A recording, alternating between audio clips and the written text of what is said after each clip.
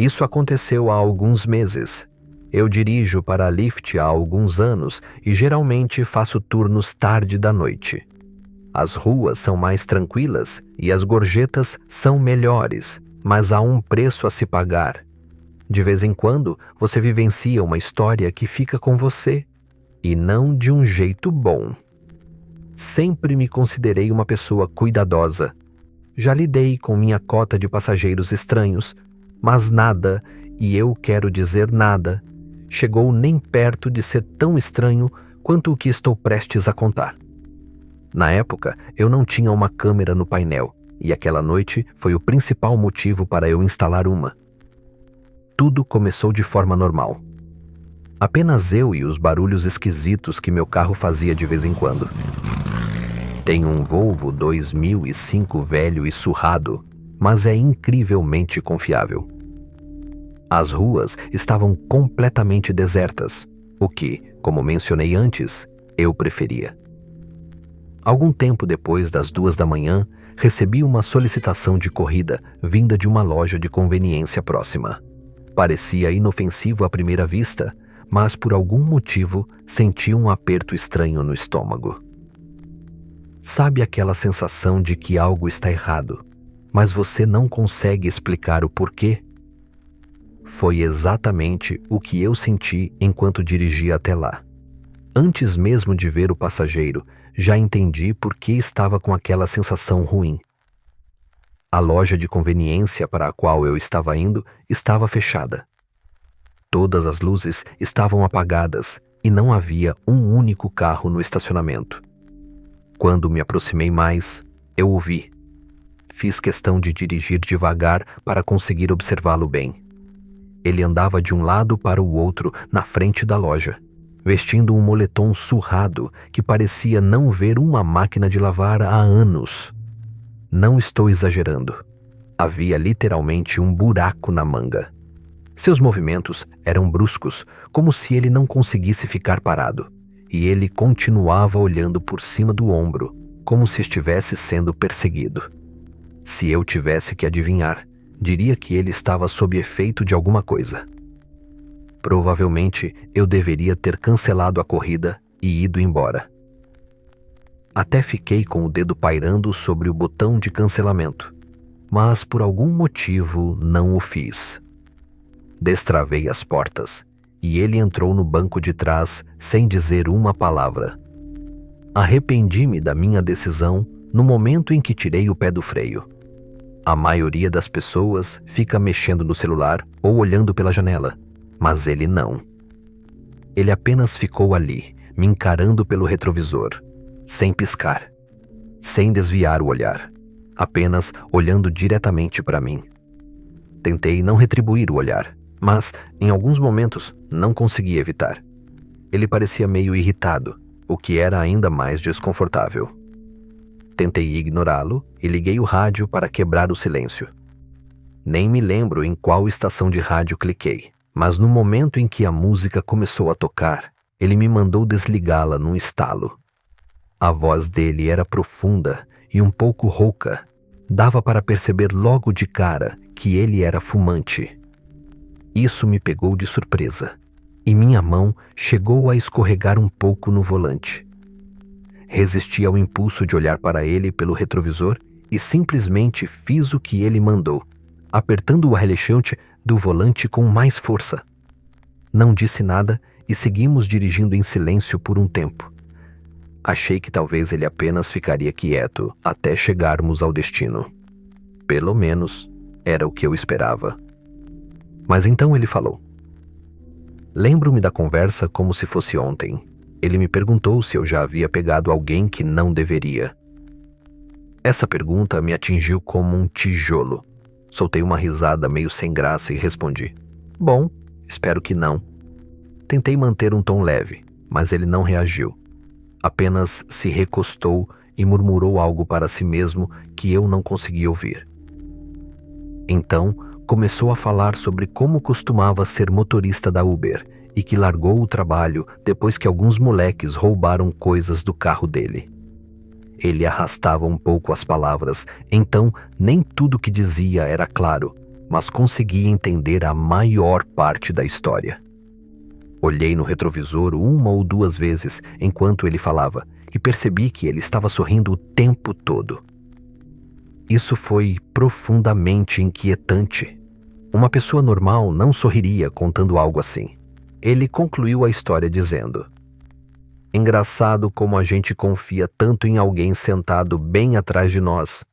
Essa frase foi o que me fez mudar completamente minha visão sobre ele.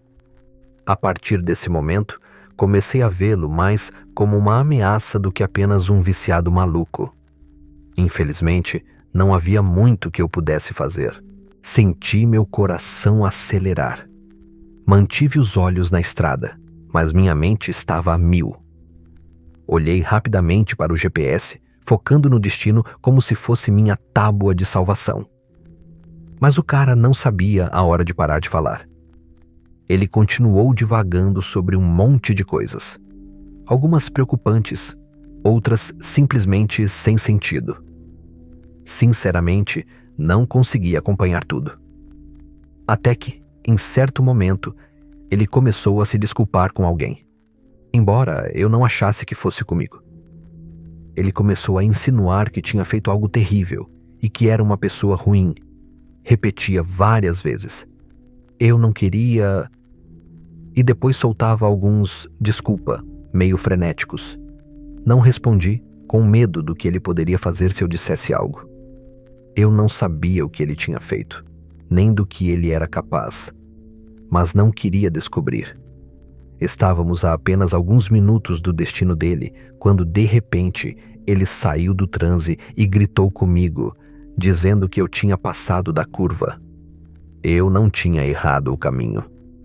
O GPS mostrava claramente que estávamos na rota certa, mas, mesmo assim, pisei no freio, mais por medo do que qualquer outra coisa. Ele exigiu que eu encostasse o carro, então foi o que fiz. Minhas mãos estavam tremendo naquele momento.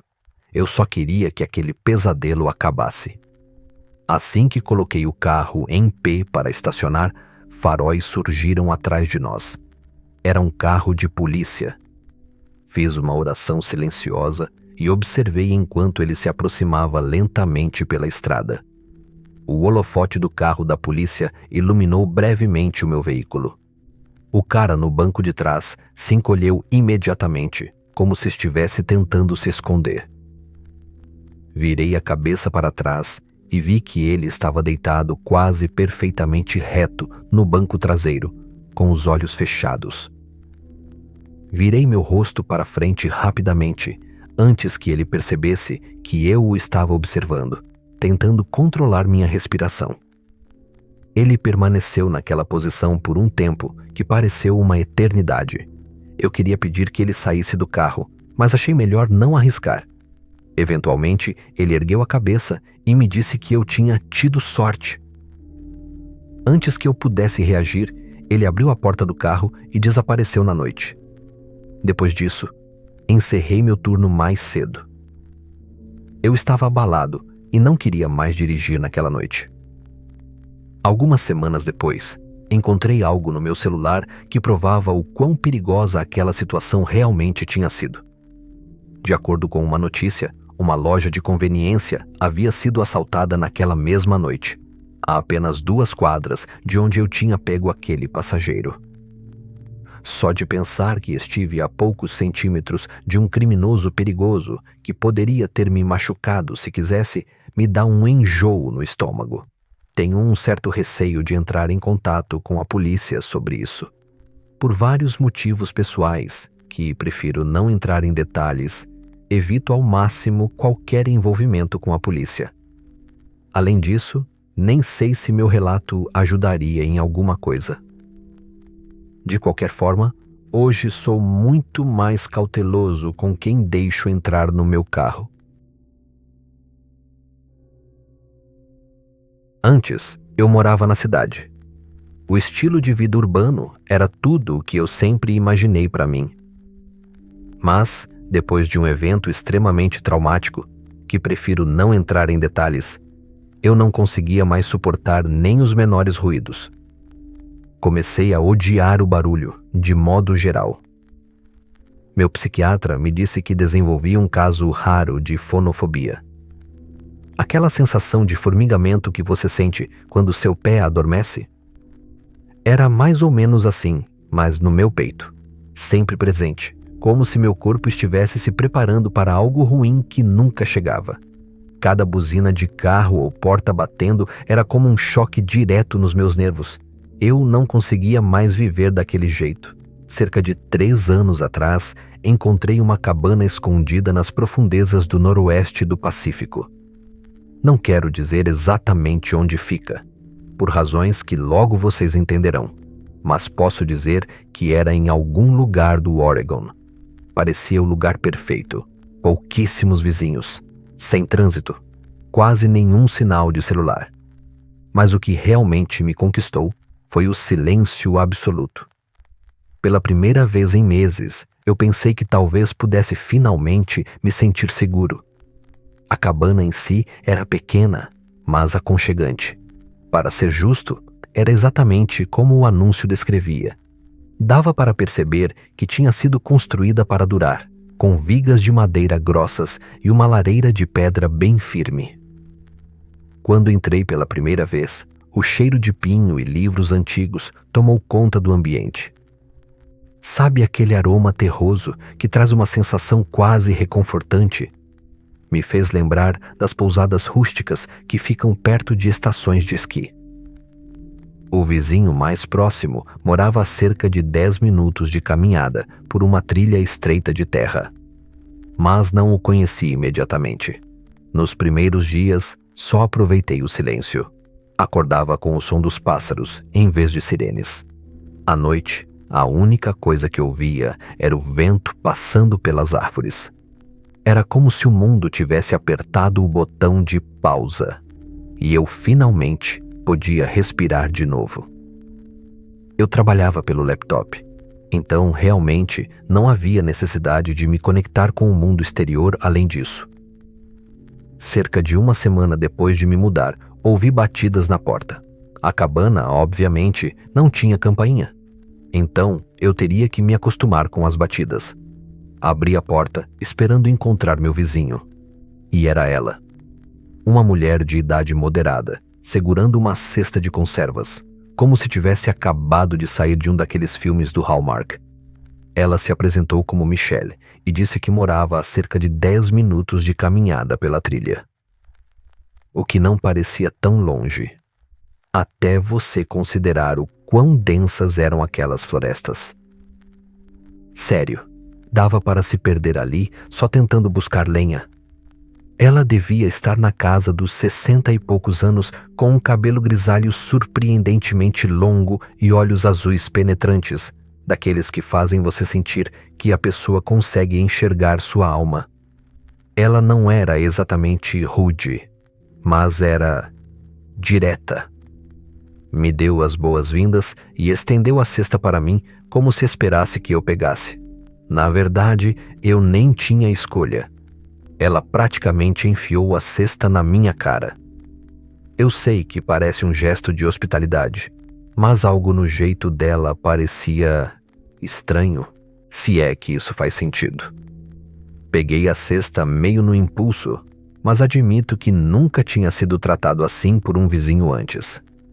Não era nada absurdo, só diferente do que eu estava acostumado. Agradeci enquanto segurava a cesta, e ela me olhou como se esperasse que eu dissesse algo mais, mas eu realmente não sabia o que dizer. Então, apenas sorri. Ela continuou me encarando de um jeito meio estranho. Isso só confirmou minha suspeita de que aquela mulher não interagia muito com outras pessoas. Eventualmente, ela falou, e disse exatamente estas palavras que jamais esquecerei. Sempre mantenha suas lamparinas cheias, suas janelas bem fechadas e sua mente mais afiada que seu machado. Não era algo que uma pessoa normal diria para outra. Parecia mais uma citação retirada de um manual de sobrevivência. Para ser honesto, soou mais como um aviso do que um conselho. Assenti Sorri e virei para entrar de volta na cabana. Depois de fechar a porta, fiquei parado em silêncio, esperando ouvir os passos dela se afastando. Mas ela não foi embora imediatamente. Ela ficou parada ali por uns 45 segundos. E, para mim, esse foi o detalhe mais estranho de toda a interação. Apesar do clima esquisito, eu realmente apreciei a gentileza dela. Ela parecia uma pessoa reclusa, mas não hostil. Michelle parecia ser o tipo de pessoa que ajudaria se você pedisse, mas que não se intrometeria na sua vida por conta própria.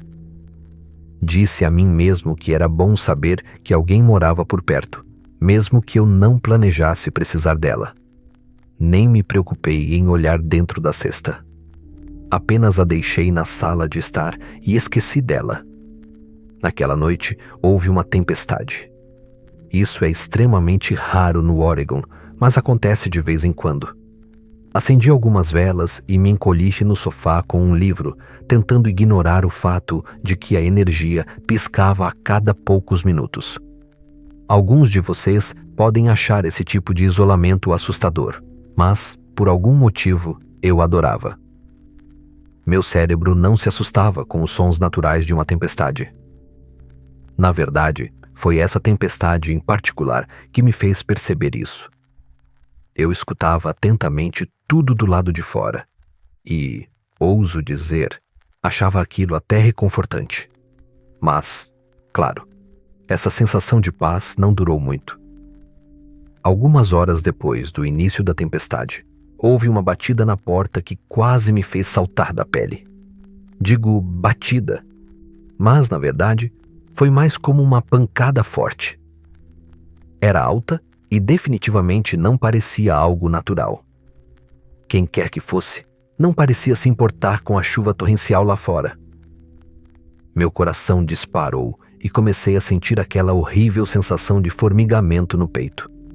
Hesitei por alguns segundos antes de pegar a lanterna e ir até a porta para ver quem era. Olhei pelo pequeno vidro ao lado da porta. Era Michelle.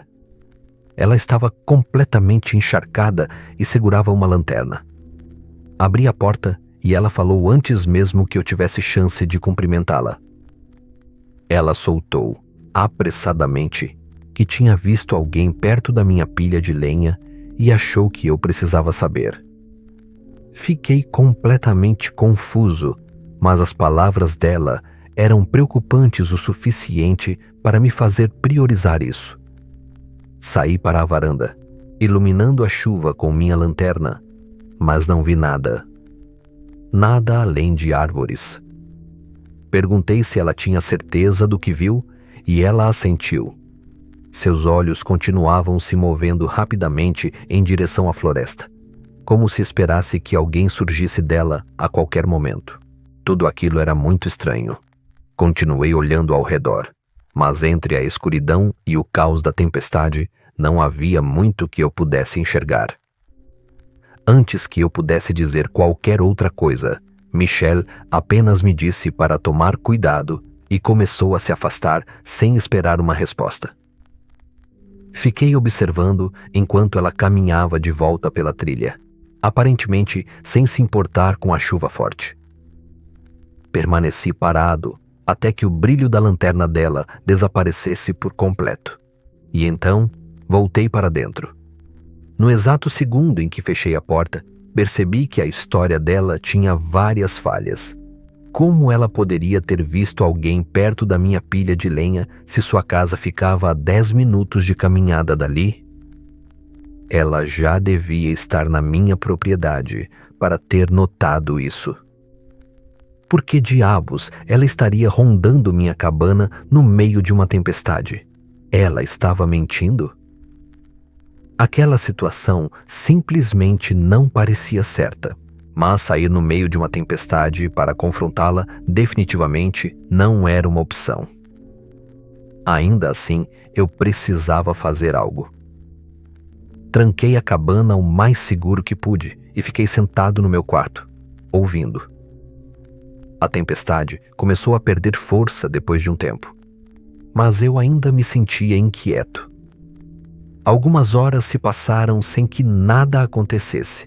Então, decidi que provavelmente era seguro ir dormir.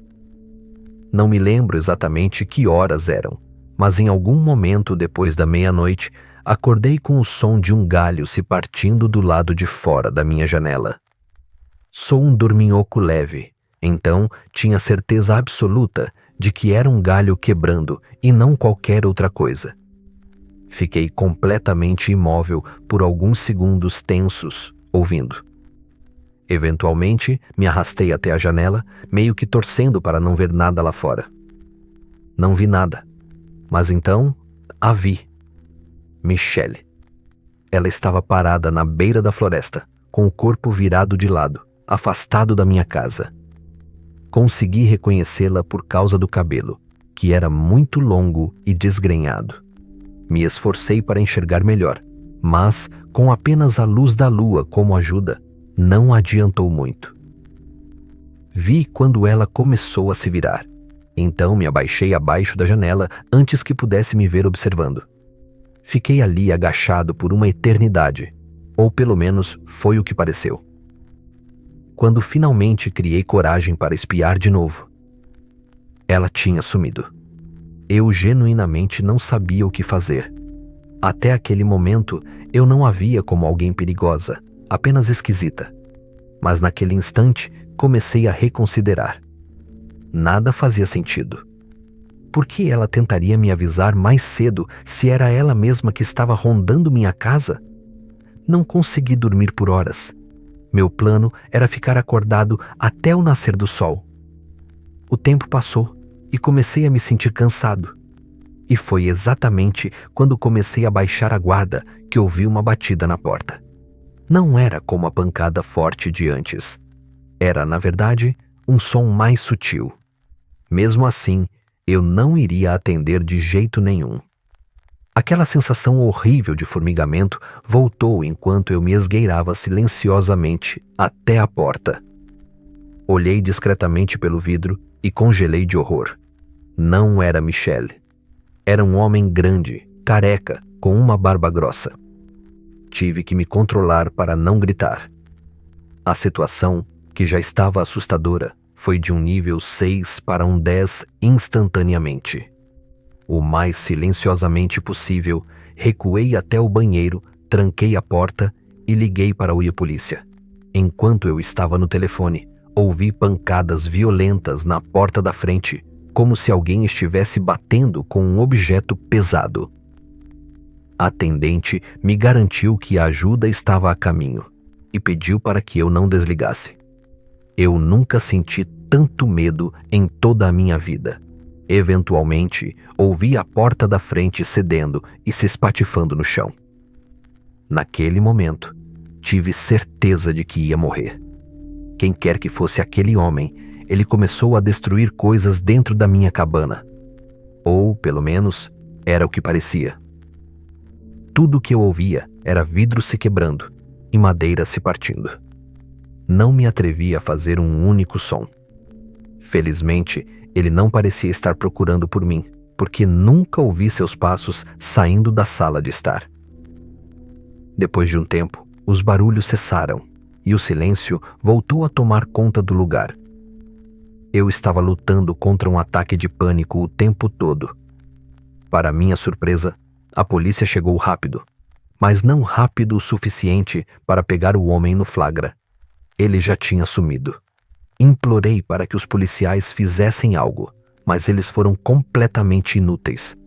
Fizeram uma busca patética nos arredores. E só. Nem sequer aceitaram procurar na floresta, dizendo que era muito densa e que provavelmente não encontrariam nada lá. Pedi, pelo menos, que me acompanhassem até a casa de Michelle. E para isso, concordaram. Mas, ao chegar lá, minha mandíbula quase caiu no chão. A cabana estava completamente abandonada. Os policiais confirmaram que ninguém morava ali há décadas. Pedi que investigassem para ver se alguém estava usando o lugar como abrigo, mas eles disseram que não havia sinais claros de ocupação e que seria uma perda de tempo. Fiquei completamente fora de mim ao ouvir isso.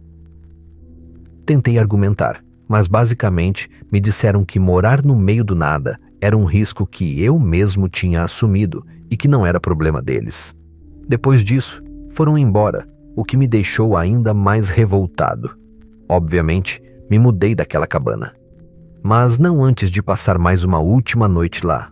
Foi horrível, mas consegui sobreviver sem que nada acontecesse.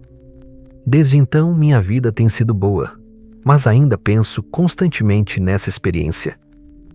Alguns amigos supersticiosos teorizam que Michelle era, na verdade, um espírito tentando me proteger. Que por alguma razão, ela só queria cuidar da minha propriedade. Eu não acredito no paranormal. Acho muito mais provável que duas pessoas, Michelle e aquele homem, estivessem vivendo na cabana abandonada. Só não entendo por que decidiram me atacar. Ou por que Michelle se daria ao trabalho de me avisar se o plano era invadir minha casa. Acho que nunca vou saber a resposta.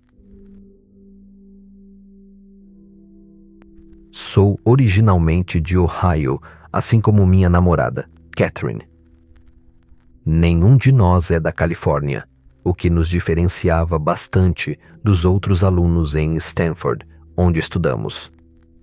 Uma das tradições que criamos juntos foi a forma como dividimos o Natal entre nossas famílias.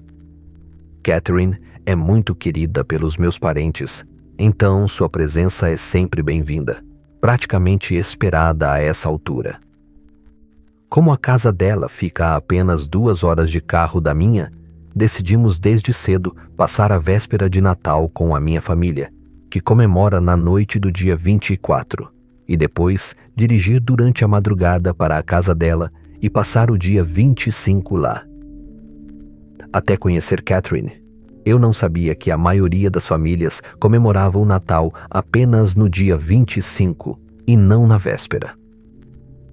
Curiosamente, minha parte favorita do feriado não é nem a véspera nem o dia de Natal, e sim essa viagem noturna. Virou uma tradição nossa, algo que esperamos ansiosamente todos os anos. A primeira vez que fizemos essa viagem continua sendo uma das minhas melhores lembranças com ela.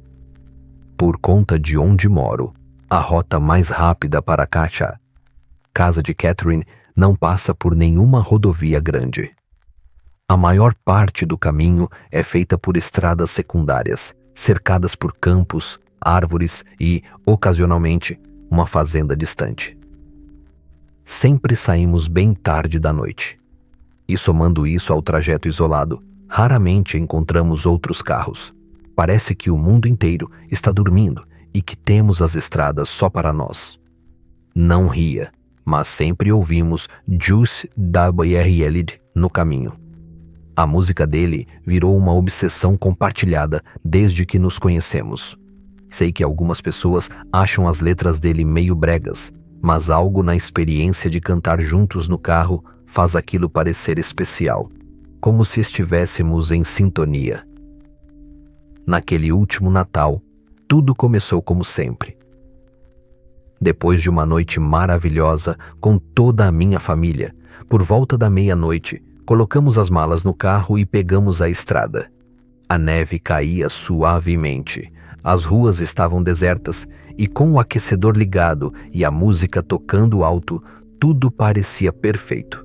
Mas tudo mudou num instante. O que estou prestes a contar ainda é uma das coisas mais perturbadoras que já experimentei.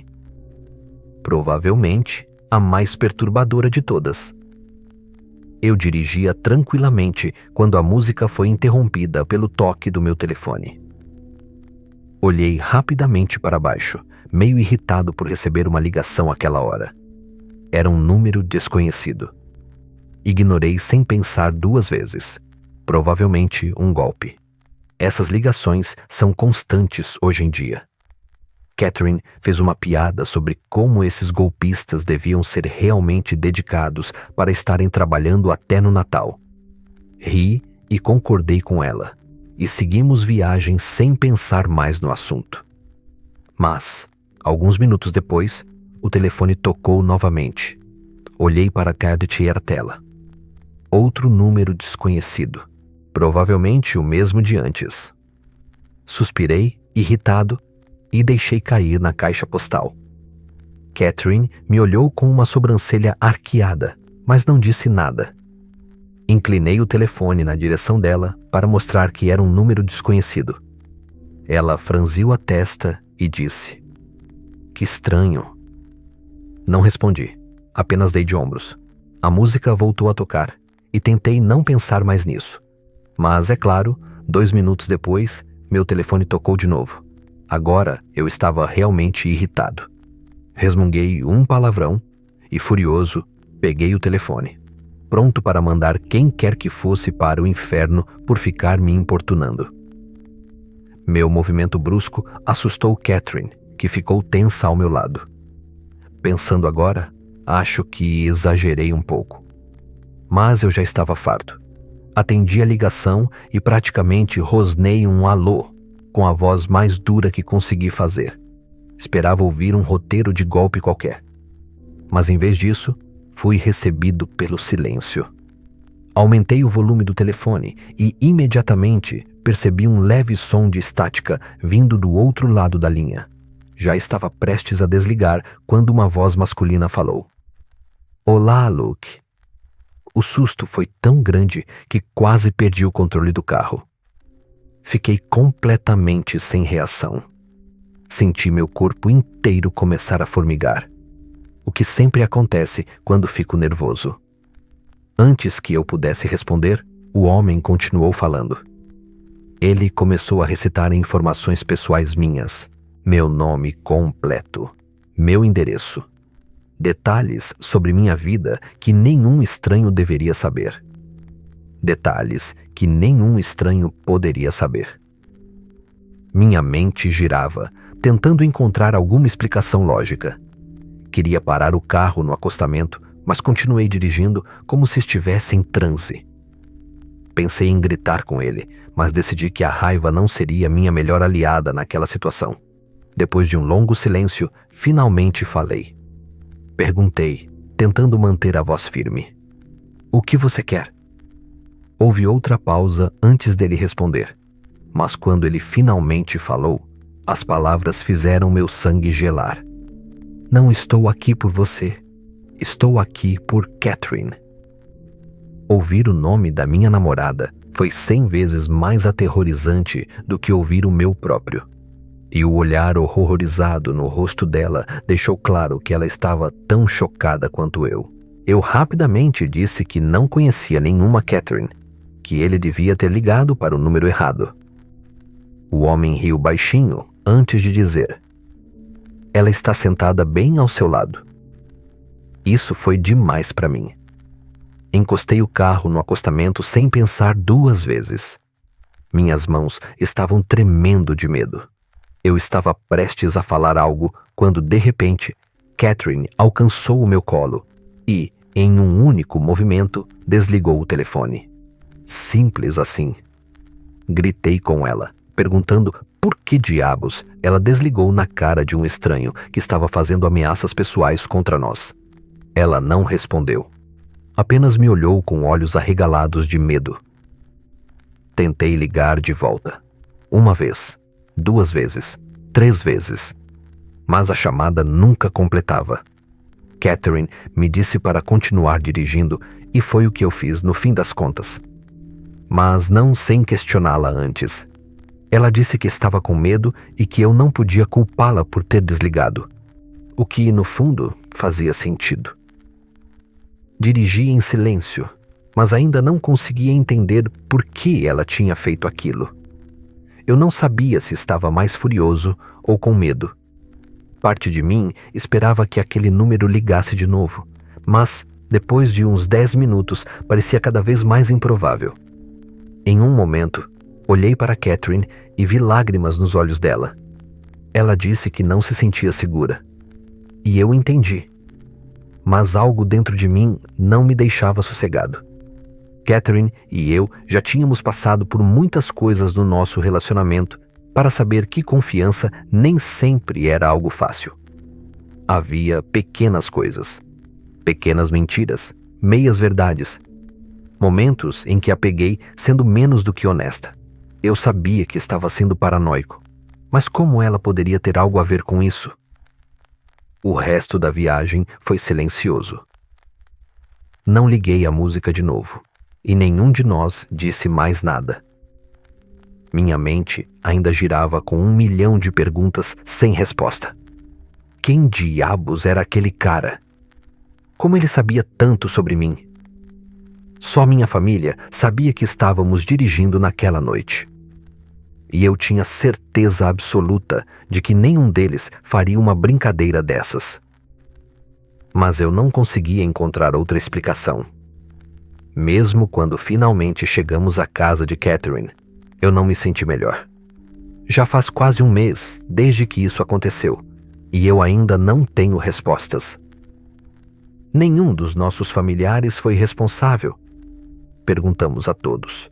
Catherine jura que está tão perdida quanto eu, o que me faz acreditar que a pessoa do outro lado daquela ligação tinha intenções sinistras.